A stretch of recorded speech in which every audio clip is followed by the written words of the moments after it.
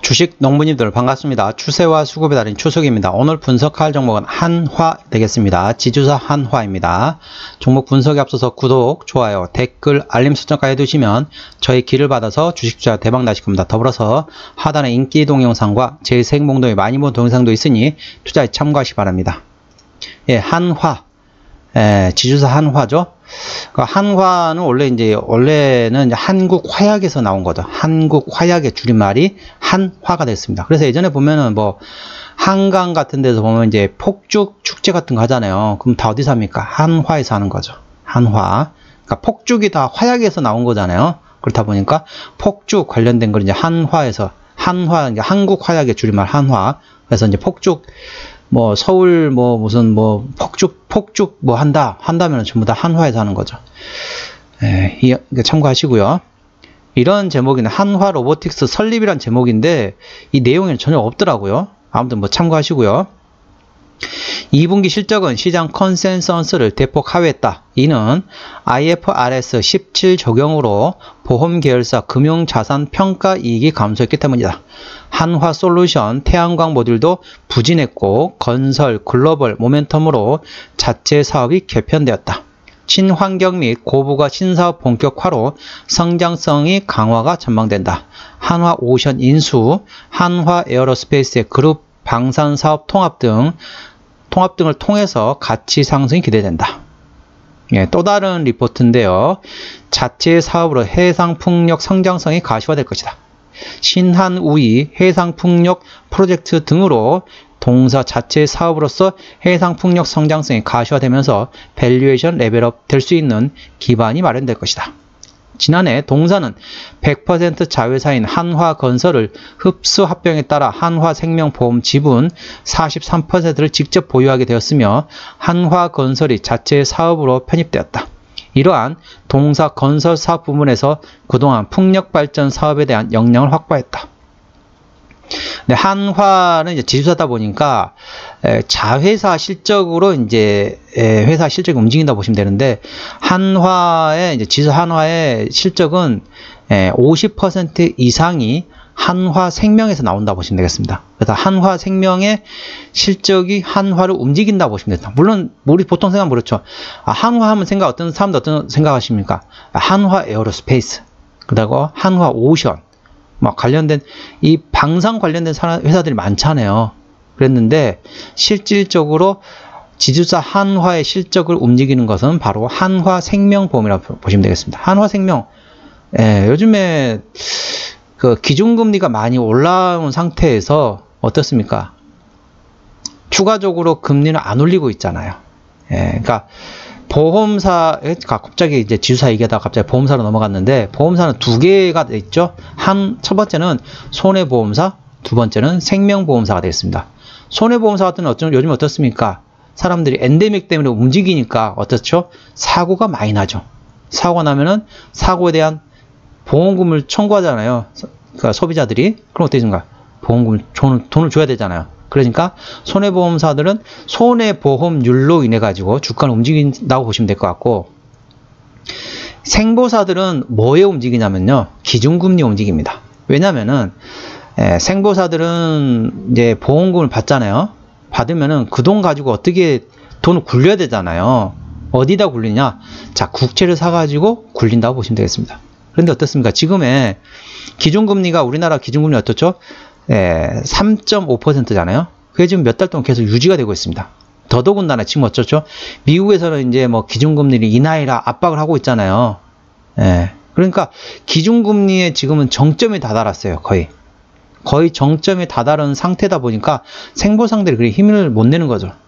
추가적으로 그 기준금리를 내릴 생각하고 있기 때문에 생보상들은 그 기준금리 때문에 못 올라가고, 손보사들은 엔데믹 때문에 사람들이 많이 밖으로 돌다 보니까 사고가 많이 나고, 그래서 보험 청구를 하니까 보험금을 지급해야 되기 때문에 그것 때문에 안 좋다.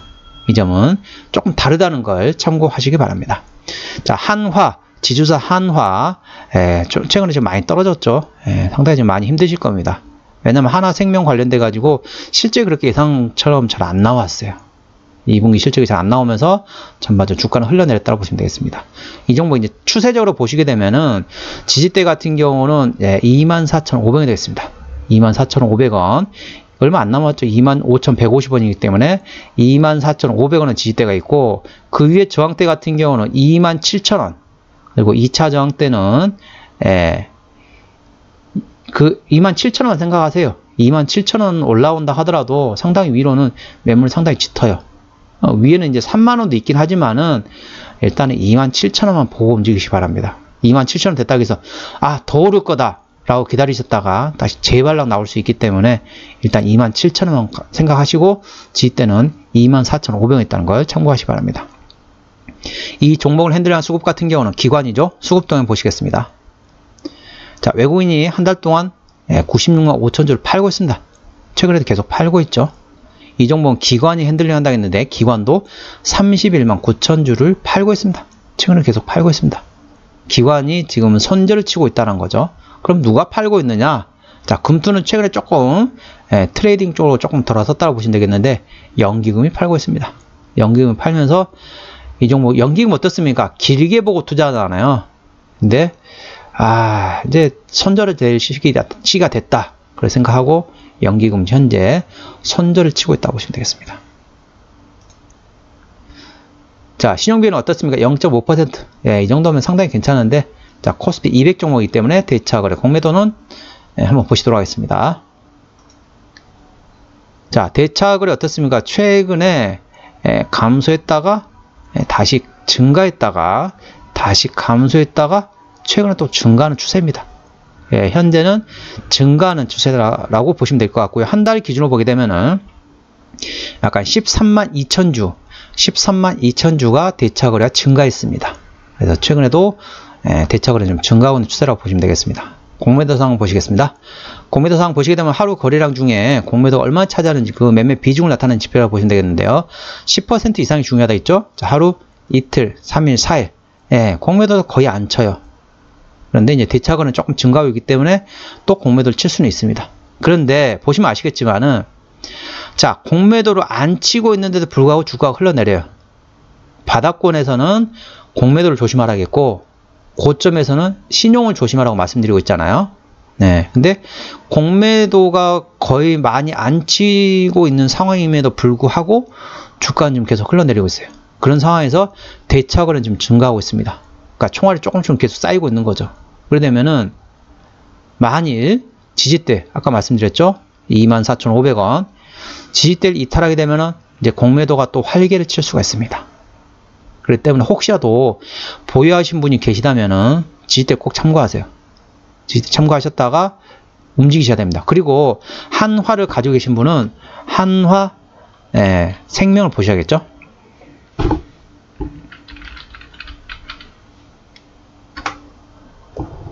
한화생명도 마찬가지입니다.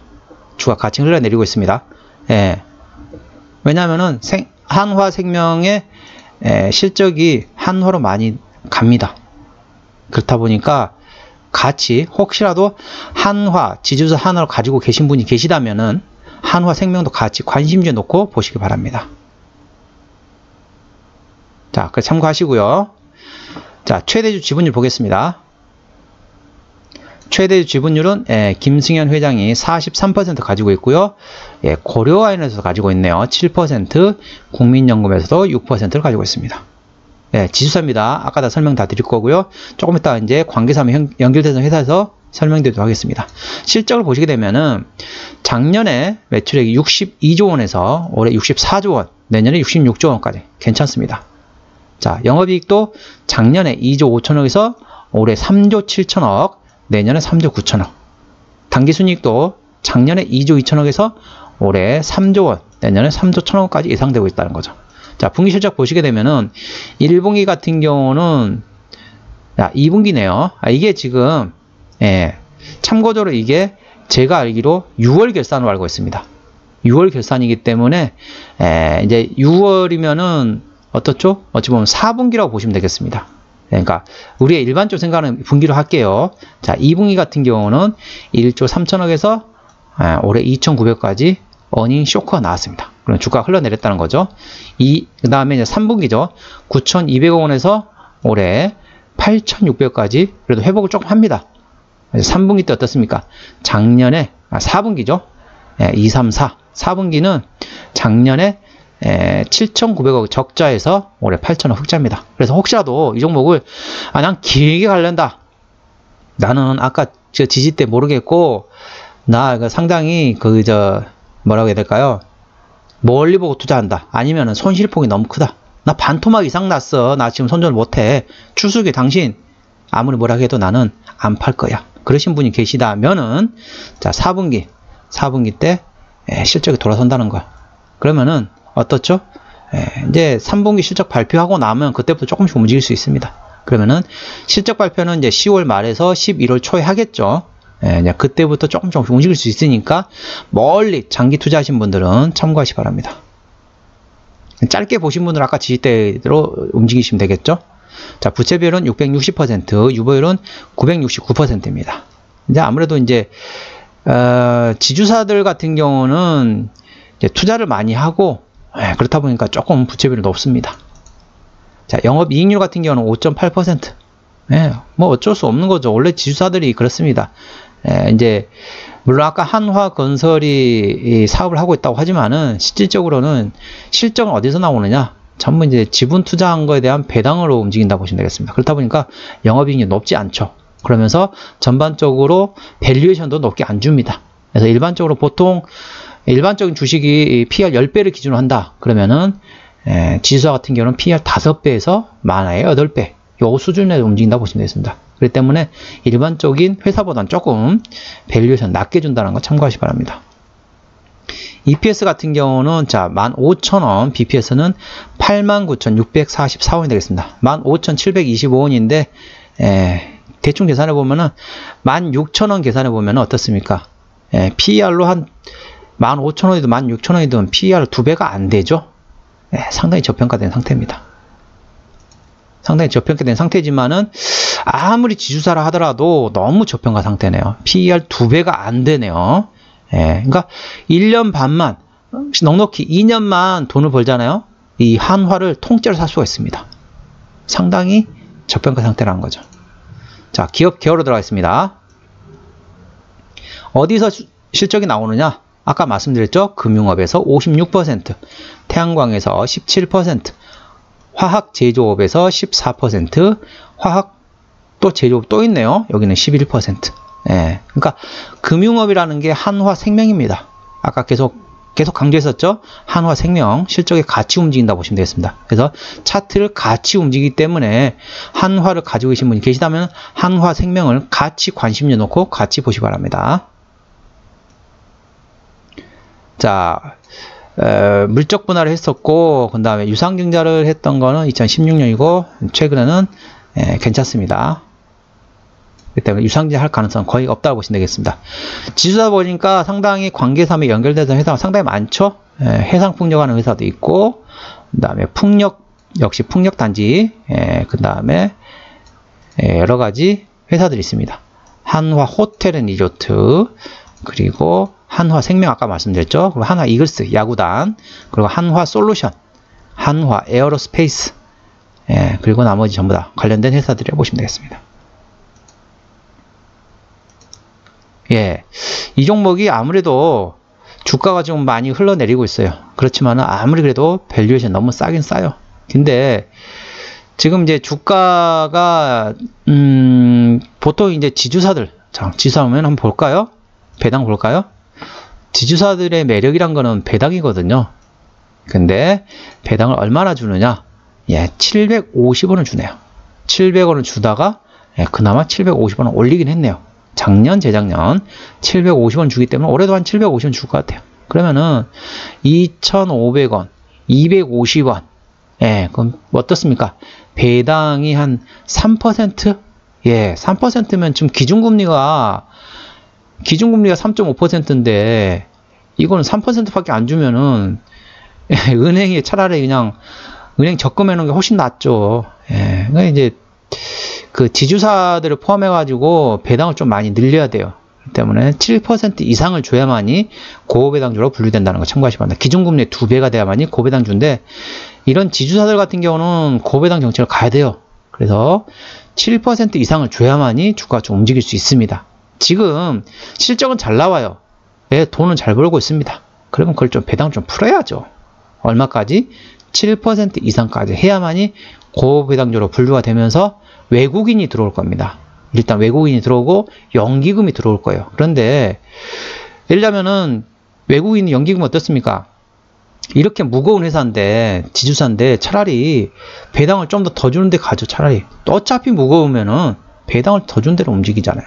우리가 같은 경우는 뭐 배당률 0.1% 뭐 1% 0.5% 차이가 얼마 안 나잖아요. 근데 큰 돈으로 움직이는 사람들은 배당률이 1%면 엄청난 차이입니다. 그러다 보니까 배당이 현재 3%가 3% 내외입니다. 예, 750원이기 때문에 현재 구간에서 한 3% 정도밖에 안 되기 때문에 배당을 많이 안 준다는 거, 그게 좀 아쉽다는 걸 참고하시기 바랍니다. 예, 오늘은 한화에 대한 종목 분석이었고요. 아까 한화 로보틱스에 대한 내용은 전혀 없거든요. 예, 혹시라도 그런 이슈가 되면은 또 로봇주가 움직일 때 같이 움직일 수도 있기 때문에 그 점도 참고하시기 바랍니다. 아무튼 구독, 좋아요, 댓글, 알림 설정까지 해두시면 저희 기운을 받아서 주식 투자 대박 나실 겁니다. 더불어서 하단에 인기 동영상과 재생목록에 마니모 동영상도 있으니 투자에 참고하시기 바랍니다. 이상 추세와 수급에 달인 추석이었습니다. 감사합니다.